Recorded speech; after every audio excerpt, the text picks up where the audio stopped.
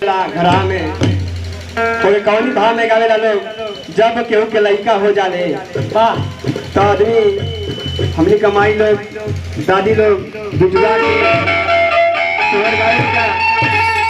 कौना भाव में गावे दीदा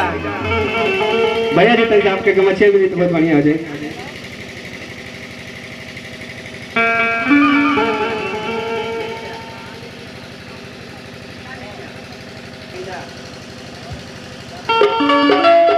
लेके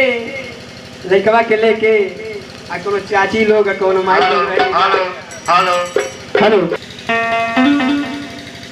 तनी भाव में मास्टर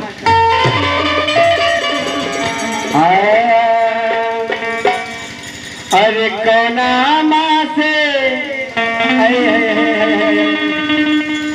आज के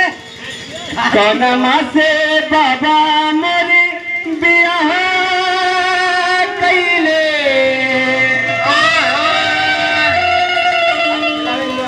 कैसे कैसे कोना माँ से अरे बाबा मेरी बियाह कैले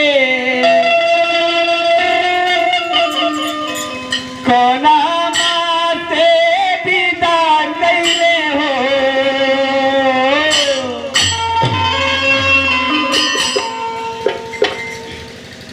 कोना माँ से बाबा मोरी बियाह कैले कोना माँ से विदा कैले हो लाला कोना माँ से उतरी से डरिया तो मोरा भरी भैले हो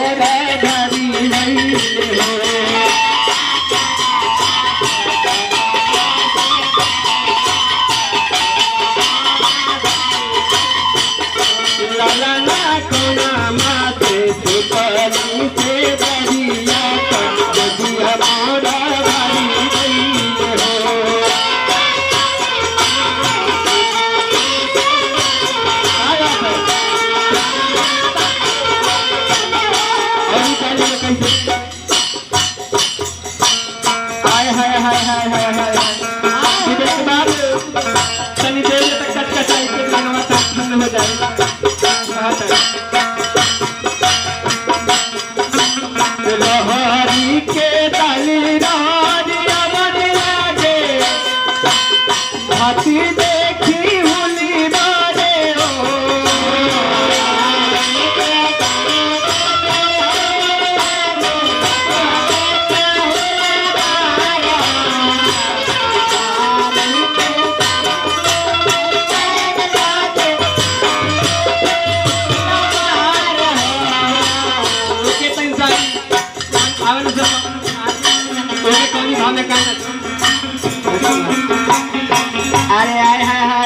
बाबू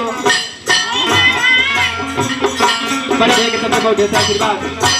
करे के बाद रहारी के मांगे रहारी अमन लागे बात देखी हुनी बड़े हो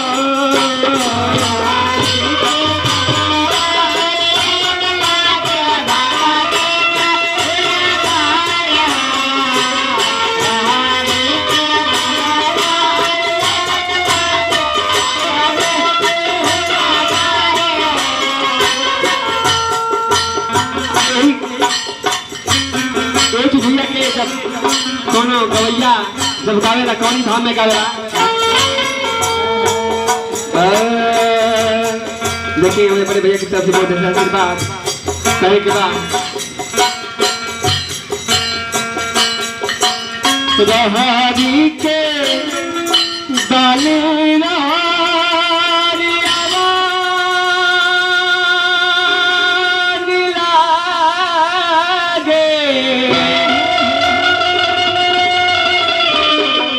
भाती देखी हुली बारे हो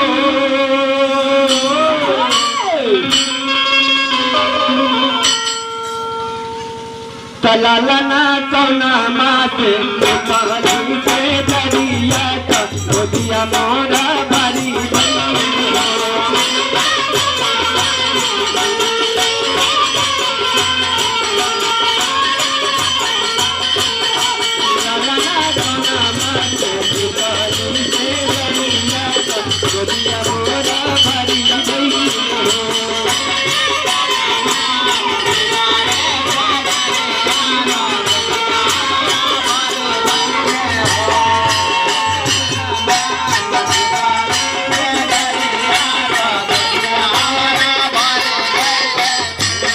अपने बाल